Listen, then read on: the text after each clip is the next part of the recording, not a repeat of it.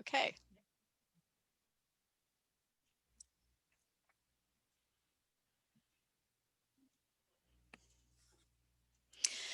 Welcome to NERCOMP 2021, an all-online conference. This session is delivered by Seton Hall University and LinkedIn Learning. I'm Laurie Burruss, Education Innovation Advisor at LinkedIn Learning, and I work in the higher ed area. I've been here since 2009. I also teach at USC, the Roski School of Art and Design in the Graduate Design Program, and I'm a Professor Emeritus at Pasadena City College. I am so happy to have this distinguished panel of learning leaders join us today from Seton Hall University. Hi, I'm Renee Cicchino. I'm the Director of Instructional Design and Training, and I've been at Seton Hall for 22 years. My name is Riad Twal. I'm a Senior Instructional Designer with Seton Hall. I've been here 12, 13 years, somewhere in there. And my name is Milan Stanic. I'm the Director of IT Communications at Seton Hall, and I've been here since I was an undergraduate, so it's been a little over 10 years for me as well. So we've got a bunch of seasoned people here and great leaders across this campus. I've put the agenda up front here so that as you watch the recording, you will know what's coming, and also so that when you return to watch it again, you can jump to any part that you particularly want to see again. So one of the traditions at LinkedIn Learning is that we all have to reveal something that's not on our LinkedIn profile. Well, I was not set up for this. The first time I did this, I revealed that I was addicted to dark chocolate and episodic television. And then the next person next to me said, last summer I climbed Mount Whitney. So I want you to know that I have now changed what is not on my LinkedIn profile. 2 years ago, I climbed all the way to Machu Picchu. And so now I feel like I have a really respectable, not on my LinkedIn profile thing to share. So Renee, what's not on your profile that we would want to know about you? Gee, I guess I would have to say that I've dived with great white sharks in the past. Whoa. How close did they get to you? They were pretty close. They were pretty close. Oh, God. They were amazing, amazing animals. And I was blessed to be in their company. See, you see why I had to change my addiction to chocolate to something much better. Well, I had a Machu Picchu. Here we go.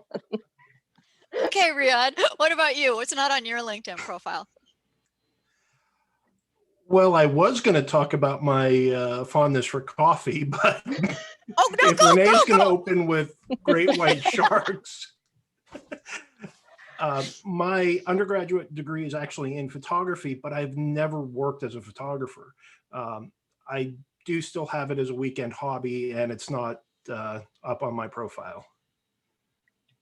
That's super cool. So you're a secret creative person and you didn't tell us. Milan, what about you? Well, for me, I would go with photography, but I actually do some freelance photography on the side, and that is on my LinkedIn profile, so I can't sneak that in. But yeah, it's all over your LinkedIn profile. Right.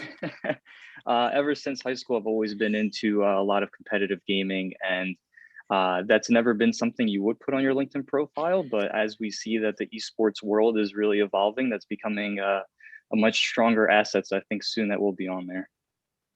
Oh, good. So thank you all for sharing that.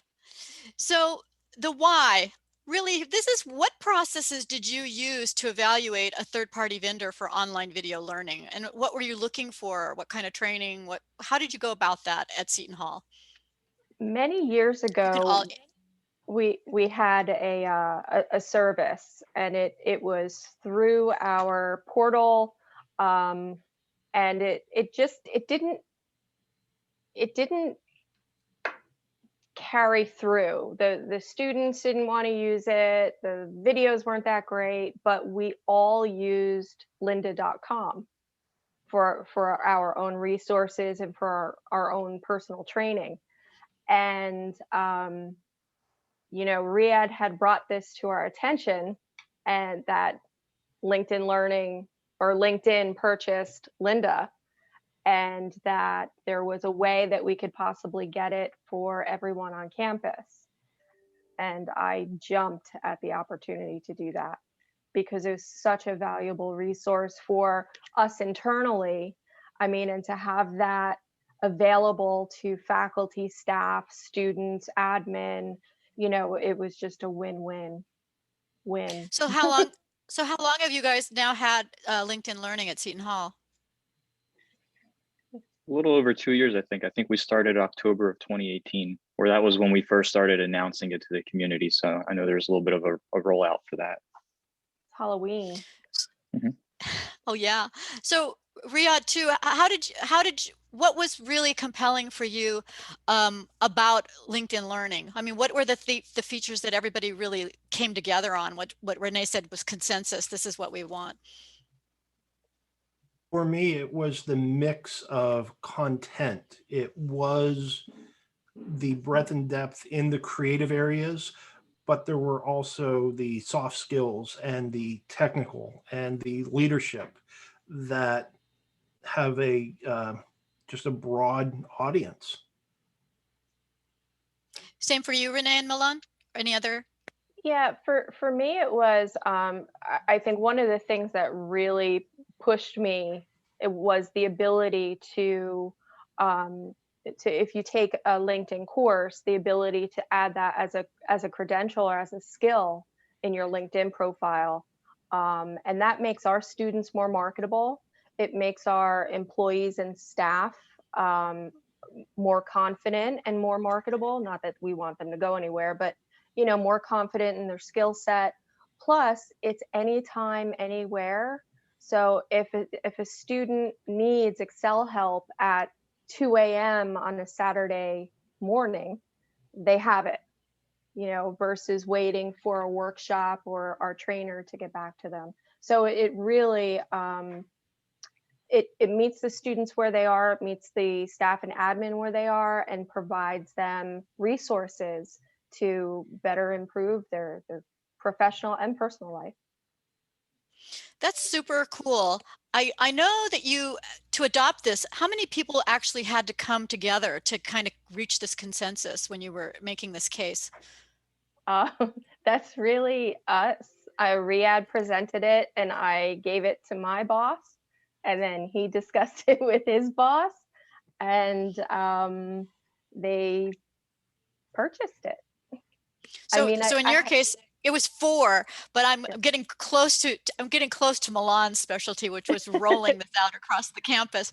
So generally, that's a pretty typical thing, that not one person gets to make this decision. There's a decision that gets made at a middle group, and then it goes up and down. The middle group makes the case for why it's needed for people below them and takes it back up to the administration. They're looking for consensus. They're not hearing any no's, and then they agree to find the funding to do it. So that's a pretty typical scenario in my 10 plus years of working at LinkedIn Learning, and even getting it on the campus when I was teaching at Pasadena City College. And I find that schools, whether they know it or not, kind of make a plan. And what you've heard Renee explain is they kind of evaluated it. They kind of said what it was going to do for the people on campus. They gave examples why it was important. Then they found the implementation and support. And then going forward, you are always making adjustments, I'm sure. So let's talk a little bit about who's involved now on your campus now that it's rolled out. What people are using it? Who's using it? Why are they using it? What's going on there? One of the most recent uses that I've been part of is that the student services has created a learning path for diversity, inclusion, and equity for all the students, staff, employees, and it comes out through, you know, Seton Hall recommends these videos, and there's a learning path on DEI, and it's available for everyone. And they went through the videos, they vetted the videos, I created the learning path, and you know, we're trying to set up our campus for success with that, and we have the resources, we don't have to reinvent them. I know Freshman Studies uses it and is introduced in their tech skills or university life course, which is one of the first courses they take on campus. The Career Center uses it to better prepare students who are about to graduate. They work on their LinkedIn profile in addition to saying, hey, you know, you might want to bone up on some of your soft skills, your presentation skills, or your emotional intelligence skills. You know, some of that just is not taught. And it gives a student that much more in their background, makes them more complete as an employee. Are you seeing even more usage during the pandemic, or a different kind of need? I mean, like diversity, inclusion, belonging, I'm sure was a response to some of the things that happened in Black Lives Matter. And just the fact that you were able so quickly to get training up there to help your entire campus is pretty amazing. I mean, Yeah. normally to do anything at a school takes a year. Well, it's an important, you know, it's definitely an important part of us and who we are. I know faculty use it for pre-work in their courses. They use it for remediation in their courses. Students use it just to brush up on some skills. And Riad, what is it about the coding software? Python? I think. Are you thinking Python? I am with, thinking Python. Yeah. Okay. Our most beloved coding class at Lincoln Learning. We've had a number of School of Business students who were introduced to Python in some of their business analytics courses, who then went on and took a number of the Python programming courses and used Python for data analytics and working with large data sets. The topic is introduced in class, but LinkedIn Learning allows the students to keep going deeper and deeper into something that the faculty member may not have the time to devote during class time, or not a knock on any one faculty member, may not have the expertise. And you bring up a good point, Riad. I mean, one of the great things about having LinkedIn Learning is it kind of gives every teacher in every course an additional graduate teaching assistant. I mean, you get a lot of different voices with a lot of different backgrounds who might not normally be hired readily or would be readily available to teach because their jobs in industry or other places wouldn't choose, you know, to choose it to the university over a big, you know, 6-figure tech job. So I think that's one of the cool things, is that you can add a lot more voice into what you're learning. Yeah, Python, just a little data. Python is a #1 course across all of our higher ed clients. It's right up there with Excel. Those two always show up in the top 5, just in case anyone wonders if they're a unique school. Nope, they're in the top 5 of every school. So let's get into the rollout. One of the hardest things to do with a campus-wide service is to, 1, make sure everyone discovers it, 2, that they use it and they hear about it. So I know, Milan, you were kind of put in charge of that whole task strategically. How did you go about this? Well, in hindsight, I think it was a little bit easier than if we maybe would have started now, because I think a lot of people are getting a little bit of that screen fatigue, and I think it's harder maybe to convince someone to spend some more screen time rather than less. But we really, we kind of played with the kind of off the idea of, because we rolled it out for Halloween, we said, hey, maybe, learn some new tricks.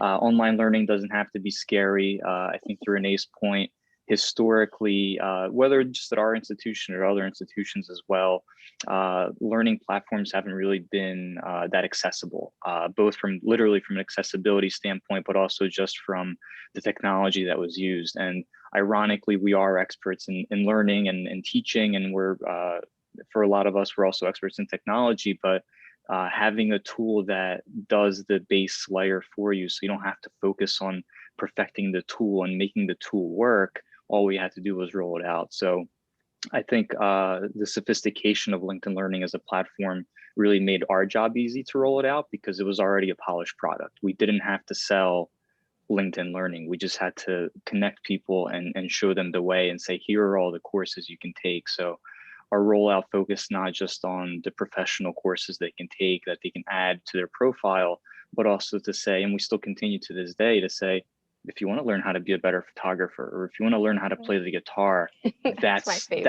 that's where you can go, right? So we're kind of going off that playfulness of, get hooked on LinkedIn Learning, because once you start with something that may interest you personally, you'll then maybe go in and start learning some Python, or maybe improve your Excel down the road. So I'm sure you've learned some lessons that have worked. Share what doesn't work and what you think does work. I mean, I think that's super helpful for so many campuses that struggle with this rollout part. This is when they buy it, they're all excited, and then they realize I can't rest on my laurels here. I've got to get it out there. Did you have any? Absolutely. I think we saw spikes in activation as we were more active. So as we put up some posters around campus, as we sent some emails, we noticed that our traffic spiked, our activation spiked. And in the beginning, once you start hitting double digits and you're like, oh wow, we have 12% activation, that's great. And I think our boss said, well, we really want to get up to 25%. We said, wow, that's double what we've done in almost a year. And now we're at 50%. So I think in the last year during the pandemic, our rollout numbers have actually improved greater than they did in the beginning when we had this new and exciting product. So I think it's just a testament to the implementation of the product and making it part of what the Career Center does in their daily tasks, and what student services and freshman studies does. Yeah. Because once you make it this campus culture, it's not something that you have to go out of your way to sign up to use. It just becomes second nature. Like, oh, I'm not really familiar with Python, so before I take this course or before I apply for this job or this internship, let me get a little bit better at this concept first. So I think having that type of content, that diversity of content, helps people. So you have a new crop that comes in every year, freshmen. How do you get the word out to freshmen? Because I mean, the thing about a campus is that the community is constantly changing. It's been there forever, but it's always new. And it's definitely tougher now because we are primarily, I mean, we do work in a high flex model. So we do have some students that elect to be on campus and take courses in person, but any of the physical media advertising that we would do, the posters and the signage, long gone are the days of putting out a big candy bowl and letting people come in and touch things. I think those are advertising things of the past, but we use a portal system for all students. And the portal system is, once they log in, that's their list of apps. So if you want to register for a class, if you need to go into Blackboard, we made LinkedIn Learning one of those apps. So it's front and center, and it has the same weight at our university as it does to apply for financial aid or to register for a class. So that's really one of the ways from a technology standpoint that we can introduce them without having to send them, and we send them regular emails, we do IT newsletters. So I think just having that consistency in our communications through all channels. So not just email, but Instagram and Twitter, and just being creative and clever for each of those platforms to get, whether it's the new student that comes in August or September, or the new employee that we hire in March, just try to get everybody aware of LinkedIn Learning and all the services we provide. And as Milan said, great. I'm just going to jump in. As Milan said, it is front and center, and every single time you log into that portal, it's right there. So it's not something that it's hidden. It's not something that that they have to dig for. It is right. It's easy access. Right. And I think that's a really good strategy. You have it in a place where everyone can find it, faculty, staff, student, the portal. I mean, we all look at our portals at our universities. and I know the students do. They think that they actually don't think they have to do anything but go to the portal. They don't even think they have to go into an office often. That every answer should be right there in the portal. And then the second thing that you're doing is you're putting it in secondary locations where it might be the context is right. I'm looking for a job. I'm going to be a graduate. I'm trying to get an internship. I need some support for social emotional learning. I know this camp, in technology, this course is not saying it's a technology course, but I need backup here. It's complementary to that course. So that's super cool, because they're going to find it either, like you said, in their face, or they're going to find it in the situation that they arise in. Are you doing anything on a regular basis to keep this up? I mean, your numbers are fantastic. Say that one more time. How many do you have right now, adoption? Because even 50%, I've done the stats. Well, that's amazing, because most libraries at most prestigious universities and colleges here in the United States, the library with 1.5 billion books in them has about 12% usage over 4 years of time. Just letting you know. That's we did a survey of librarians to find that one out. So that's very high, significantly high. I'm proud of you. You are amazing. Well, So this is we incorporated yeah. Go. LinkedIn Learning into all of our training sessions for faculty and students. So at the end of the PowerPoint presentation or the end of the workshop is a list of videos to complement what we had just discussed. So we are pushing it through our training. We're pushing it through the social media channels. We're pushing it through Career Center. HR was looking into using it, and I believe did for some videos. Student Services is using it, Freshman Studies. So it's been nice to see those activation numbers rise. One of the Yeah, interesting things that I saw, and I'm hoping that this grows more, a professor invited me into a class in the evening back in the before times when we were physically going to classrooms. And well, what are you hoping for? What's the problem? What can we solve? Well, the students are working on a capstone project, and it involves big data, and the students were dealing with 20, 30,000 different records and weren't sure how to manage this. And I said, great, I'm happy to help. Let's stop. Having me in isn't the best solution. Let's start by assigning the students these LinkedIn Learning courses on big data, on analysis. Let me come in the following week and we'll have another discussion. And by suggesting specific content rather than just here's this enormous resource, those students were able to go straight to those, get the benefit. Those students were capstone students, so they were graduating with their master's degree, but they were part of a cohort program. So they talked to the next cohort.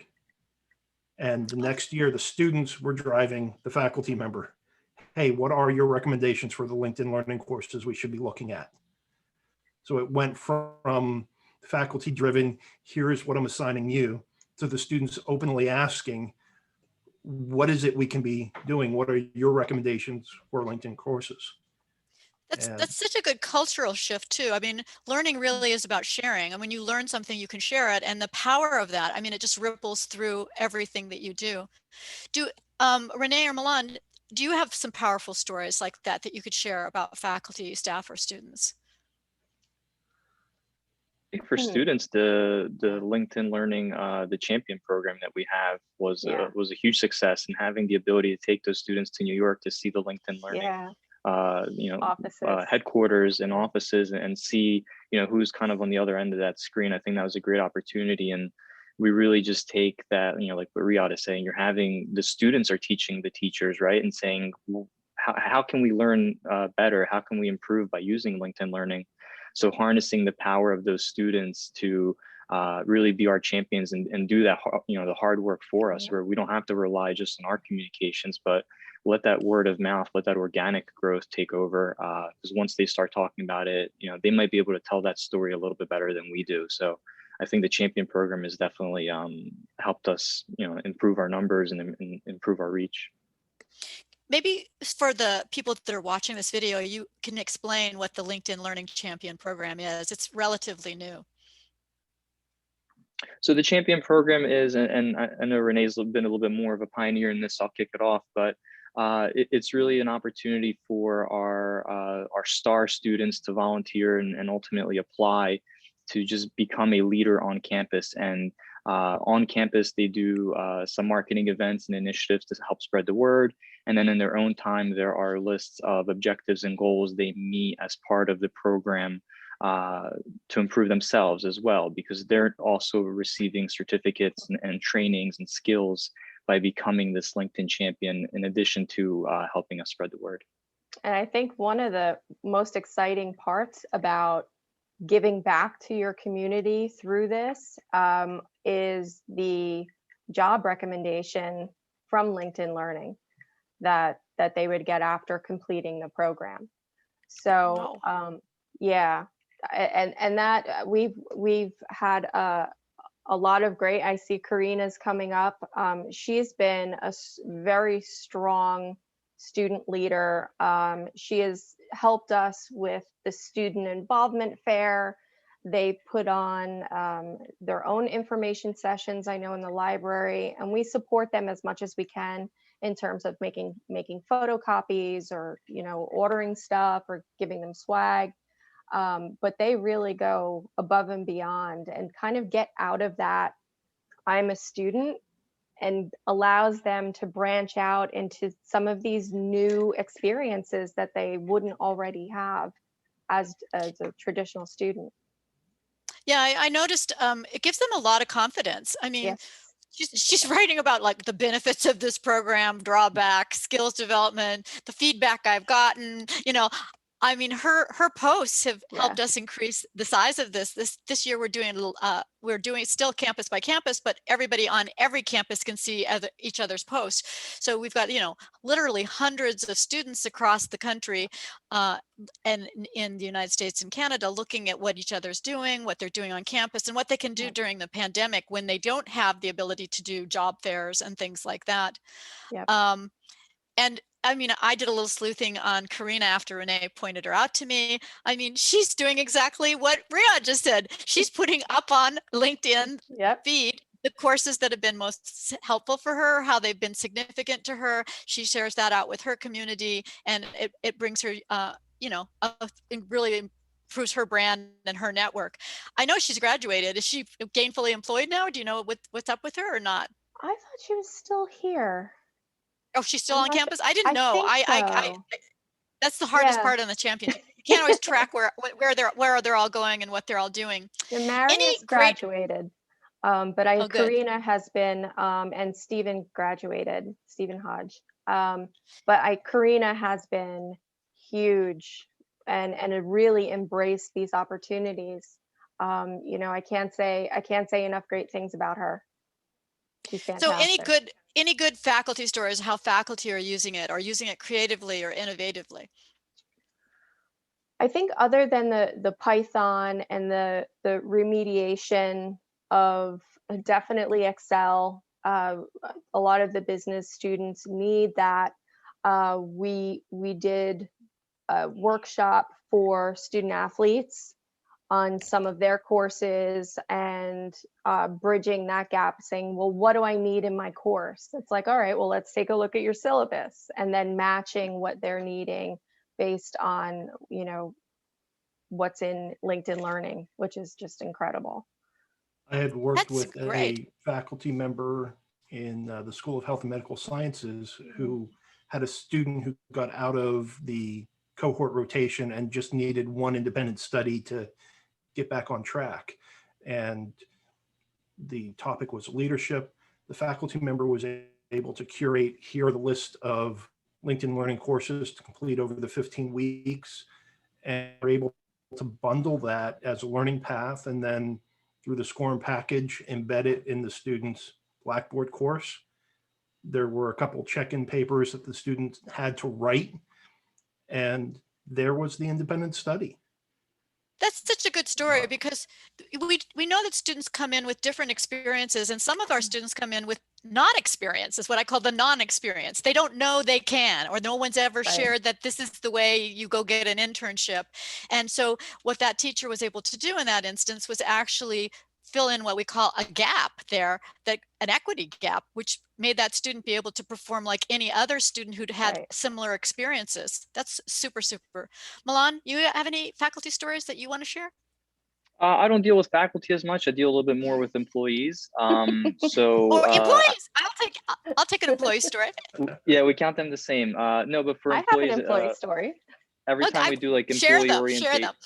yeah. Every time we do employee orientations for new hires, we always go into all the services we offer, and obviously then we highlight LinkedIn Learning. And I always see kind of like the eyebrows raised when you talk about the ability to really tap into what we refer to as almost like the Netflix of learning, right? When you kind of explain it in more simple terms, where you can there's all of these courses that you can take at your own pace. So a lot of people have interest in pursuing them, and we lure them in by, you don't necessarily have to take training during your work hours and do things like Excel. If you want to do something for personal development, you can. And then once you get the hang of it and you want to broaden your horizons, you'll notice that there's tens of thousands of courses you can take. So a lot of people have been kind of going to LinkedIn for learning. And then I even see it in my feed from fellow colleagues, John or Sally or whoever completed this certificate and this certificate. And it's nice to see that your colleagues are taking that initiative and bettering themselves and also bettering the work that they do at the university. And it has so much impact because that's the 1 degree of separation instead of like the 100 degrees of separation. They're noticing what their colleagues, as you said, are learning, and it gives them sort of motivation to sort of keep up and see what's out there.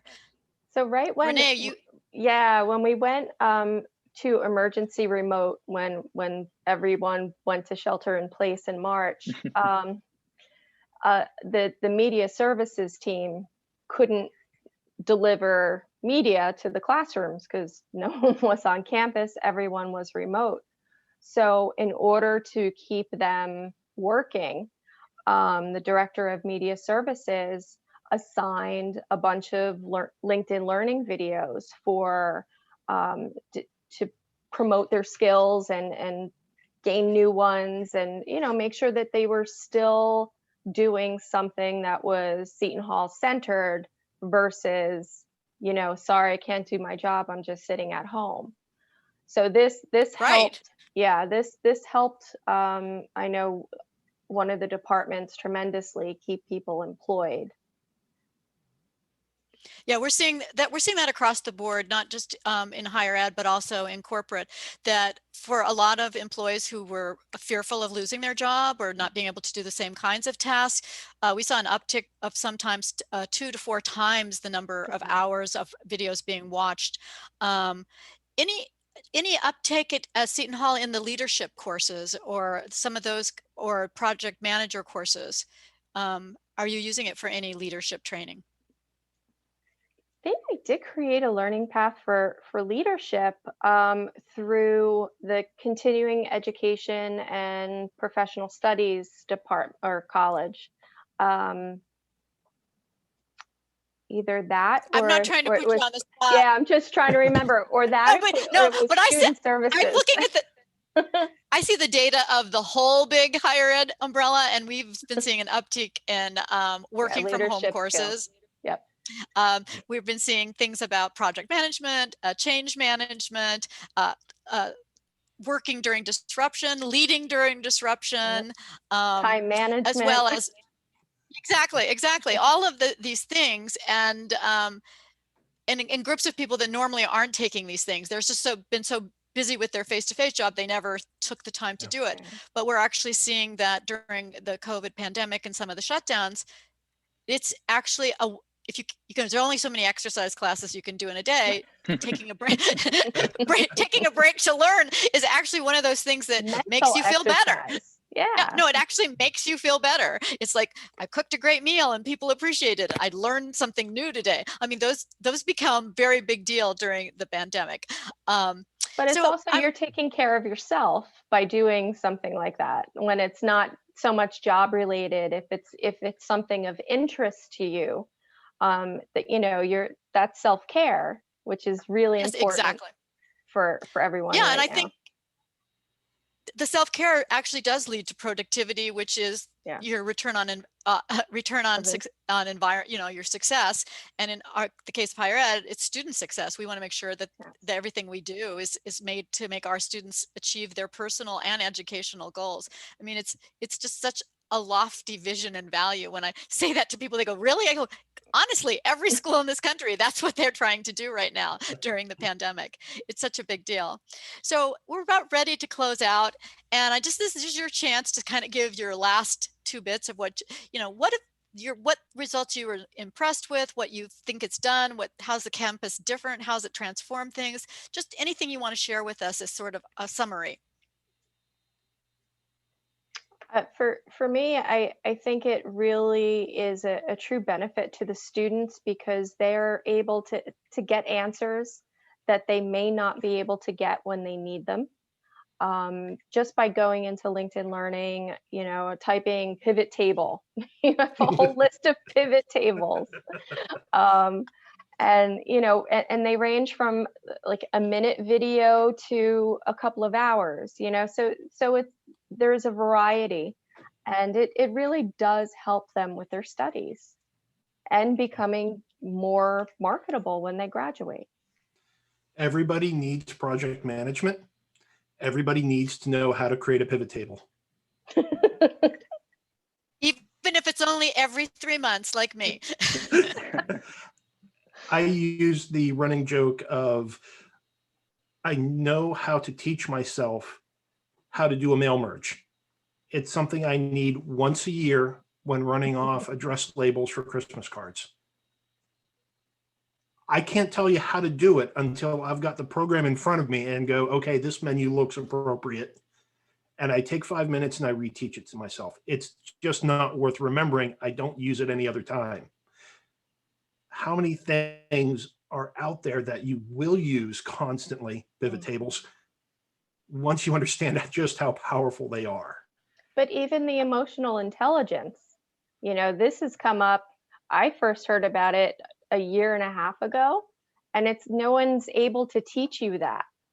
There are no classes right now for emotional intelligence and its impact in the community. So that was one of the videos I looked up, and I was like, oh, okay, that makes sense.